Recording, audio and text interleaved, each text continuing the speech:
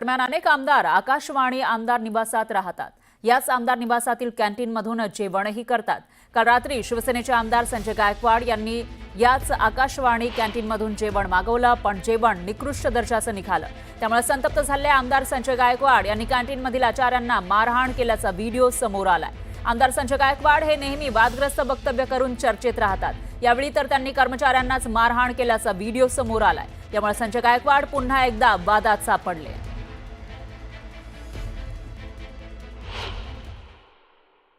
संजय गायकवाड जी आपल्यासोबत आहे। संजयजी, कालचा तुमचा व्हिडिओ आणि तो तुमचा अग्रेसिव्ह अंदाज आम्ही बघितला। हा व्हिडिओ सध्या व्हायरल होतोय। खरं तर ज्या पद्धतीचं जेवण इथे अनेक लोक अनेक वर्षांपासून खातात, त्यांच्या तक्रारी होत्या, त्या तक्रारी तुमच्या माध्यमातून समोर आलेल्या आहेत। तो व्हिडिओ आम्ही पाहिलाय आणि नेमका संपूर्ण घटनाक्रम काय होता? बघा, या आमदार निवासामध्ये मी गेल्या 5-5.5 वर्षापासून राहतो आणि मी कधी बाहेर जेवायला जात नाही। मी इथलंच जेवण या ठिकाणी घेत असतो। अनेक वेळेस त्यांनी निकृष्ट दर्जाचं शिळं 5-5, 6-6 दिवसाचं जेवण देण्याचा प्रयत्न केला। मी त्यांना समज दिली। काल रात्री 9-9:30च्या दरम्यान मी साधं वरण भात आणि चपातीची ऑर्डर त्याला केलेली। त्याने वरण भात चपाती मला आणून दिली आणि मी ते मिस करून पहिला घास खाल्ला तर मला खूप खराब वाटलं, पण मला वाटलं ठीक आहे, आपण बघू, दुसरा ट्राय करू। मी दुसरा घास खाल्ला तर मला वॉमिटिंग झाली। पण मी जे वरण त्याने मी त्याचा स्मेल घेतला तर तो इतका घाणेरडा स्मेल होता की ते निकृष्ट पण नव्हतं, ते अगदी सडलेलंच कुजलेलं होतं आणि भात देखील हा फार हे होता। आणि मग मी खाली गेलो, ज्या सगळ्यांना विचारलं हे कोण केलंय, कुक कोण आहे, मॅनेजर कोण आहे। ते मॅनेजर पण माझ्याकडे आला, मी त्याला सगळ्यांना स्मेल दिला। हे बघ, हे तुमचंच आहे ना, मग हे असं जेवण देता का? सगळ्यांनी स्मेल घेतल्यानंतर सांगितलं हे बहुत गंदा आहे। आणि मग मी त्याला म्हटलं या ठिकाणी सगळे आमदार राहतात, महाराष्ट्रातून शेतकरी, अधिकारी, कर्मचारी किंवा सगळे पक्षाचे कार्यकर्ते या ठिकाणी येतात, रोज 10,000 लोक इथे जेवतात। या लोकांच्या जीवाशी तुम्ही सगळे लोक खेळता, आमच्या जीवाशी तुम्ही खेळतात। त्या कर्मचाऱ्यांना, तिथल्या आचार्यांना मारलं, त्यावरती सुद्धा आक्षेप घेतला जातो आहे की तुम्ही ज्या कपड्यांमध्ये रूममध्ये होता त्याच कपड्यांमध्ये खाली उतरलात, म्हणून सुद्धा अनेक लोक तुम्हाला ट्रोल करतात। मला कोणाच्या ट्रोलची पर्वा नाही, मी माझ्यावर बोलण्याची पर्वा करत नाही। जीवाला धोका आमच्या होऊन राहिलाय, महाराष्ट्रातल्या लोकांच्या होऊन राहिला। त्याच्यामुळे अशी प्रतिक्रिया देण्याकरता काही सूटबूट घालून गेलं पाहिजे असा काही कायदा नाहीये। मी जेवताना उठलो, ज्या अवस्थेत जेवत होतो त्याच अवस्थेत मी गेलो। या संपूर्ण प्रकरणानंतर सरकार म्हणून तुमची कारवाईची भूमिका राहणार, कारण शिंदे सुद्धा सरकारमध्ये सहभागी आहेत।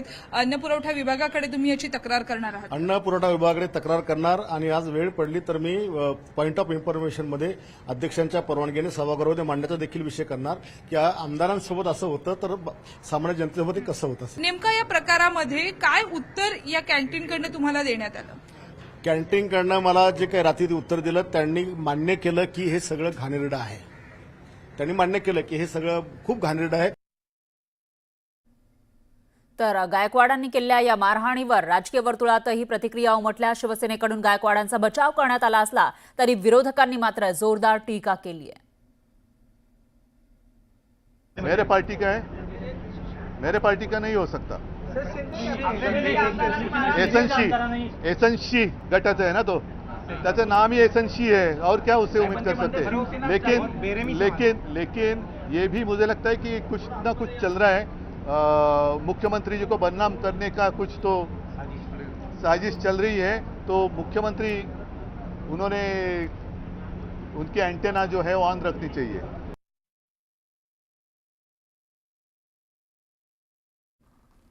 आणि मला असं वाटतं की असं जर का कोण वागत असेल तर मुख्यमंत्र्यांनी, असं मी ऐकलं की त्यांच्यावरती सक्त कारवाई करण्याचे आदेश दिलेत। करतात की नाही ते थोड्या दिवसात कळेल, नाहीतर मग मी म्हणेन की मुख्यमंत्र्यांचं त्याला पाठबळ आहे की काय। गायकवाडाचं म्हणतात ही शिवसेना स्टाईल, ही शिवसेना स्टाईल नाहीये आणि ते मुळामध्ये ते शिवसैनिक नातं नाहीच आहे, ते एसएनसी गटाचे आहेत।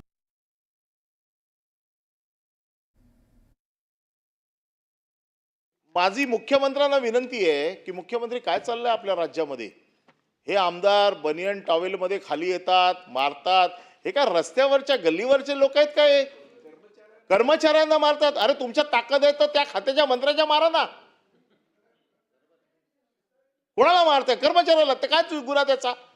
आणि त्याचे व्हिडिओ काढून तुम्ही सोशल मीडियावरती टाकता। माझी मुख्यमंत्र्यांना विनंती आहे की मुख्यमंत्री महोदय, आपण या राज्याचे प्रमुख आहात। आपल्याकडे ज्या नजरेने जनता बघते आणि आपल्या राज्यामध्ये आपल्या सरकारच्या एक पाठिंबा देणारा अशा लोकांचा पाठिंबा तुम्ही घेणार का? त्याला निलंबित करा, बडतर्फ करा, काय करायचं ते करा, पण आपण हे खपवून घेणार नाही, हे तरी किमान आता महाराष्ट्राच्या जनतेला कळू देत. अशा प्रकारचं वर्तन हे आपल्या कोणाहीकरता भूषणावं नाही. याच्याने विधिमंडळाची आणि आमदार म्हणून आपली सगळ्यांचीच प्रतिष्ठा प्रतिमा कुठेतरी कमी होते. परब साहेबांचं जरी मत असलं की टावेलवर का मारलं, तरी टावेलवर मारलं किंवा कशावरही मारलं तरी ते चुकीचंच आहे, ते योग्य नाही आहे. आणि यातनं सगळ्या आमदारांबद्दल लोकांमध्ये भावना चुकीची जात आणि म्हणून निश्चितपणे मला असं वाटतं की अतिशय गंभीर बाब आहे. आपण आणि माननीय अध्यक्ष या दोघांनी याचा कॉग्निझन्स घ्यावा आणि या संदर्भात काय पुढील कारवाई करायची ते आपण करावी. तर आमदार निवासस्थानाच्या कॅन्टीनमधील वादंग काही केला थांबायला तयार नाही. निकृष्ट जेवणावरून आमदार संजय गायकवाड यांच्या राड्यानंतर आता FDAच्या तपासणीनंतर कॅन्टीनमध्ये काम करणारे वेटरच आपापसात भिडले.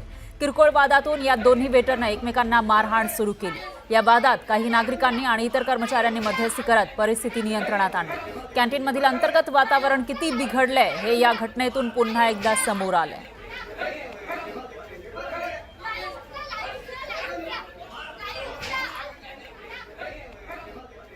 तर ही दृश्य आपण बघू शकतोय याच कॅन्टीनमध्ये. तर आमदार संजय गायकवाड यांनी कर्मचाऱ्याला मारहाण केलेली होती, कारण त्यांना जे जेवण देण्यात आलं होतं ते निकृष्ट दर्जाचं होतं आणि त्याच्यानंतर आता FDA कडून तपासणी केली जात असताना याच कॅन्टीनमधील हे कर्मचारी आपापसात भिडले होते. ते एकमेकांना मारहाण करताना दिसून येत आहे.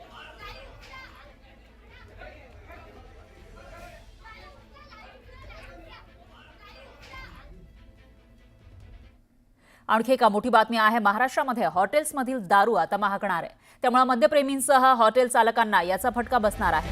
सरकारकडून मद्यावरील वॅट 5% वरून 10% इतका वाढवण्यात आला आहे आणि परवाना शुल्कात 15% इतकी वाढ करण्यात आली आहे. त्यामुळे हॉटेल्समधील दारू महागणार आहे. सरकारनं वॅट कमी करावा अशी मागणी हॉटेल व्यावसायिक करत आहेत.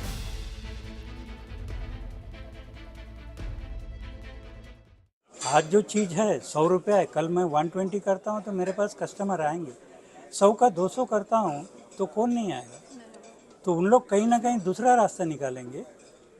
वाइन शॉप से लेके अपनी गाड़ी में, अपने टेरेस में, या चाइनीज स्टॉल आज की तारीख में बम्बई में बहुत है. बम्बई में क्या हर जगह है, एंटायर महाराष्ट्र में है. जो स्ट्रीट फूड जो बेचते हैं वहाँ स्टील का लोटा में लेके बैठ सकते हैं. तो government is losing revenue. Highway के बाजू में जितना जो आउटलेट है वो क्या करेंगे नेबरिंग स्टेट से, क्योंकि जो चीज़ गोवा में 100 रुपये में मिलता है यहाँ उसका कीमत है 200-250 रुपये, मोर देन द डबल. इसमें टूरिज्म में भी फर्क गिरेगा. सरकारने वॅट वाढवले, लायसन्स फी वाढवले आणि आता हल्ली आपलं एक्साईज ड्युटी पण वाढलं आहे. तर त्याचा परिणाम डायरेक्ट आमच्या व्यापारमध्ये पडणार आहे. कारण आम्ही आमचं जे टॅक्सेस जे आहे कस्टमरला पास ऑन करणार आणि त्याच्यामुळे कस्टमर आमचा ऑब्वियसली खराब होणार आहे. ते लोक वाईन शॉपला त्यांच्या वाईन शॉपकडे डायव्हर्ट होणार आहे. कारण आम्हाला दारू म्हणजे मद जास्ती दरात विकायला लागणार आहे.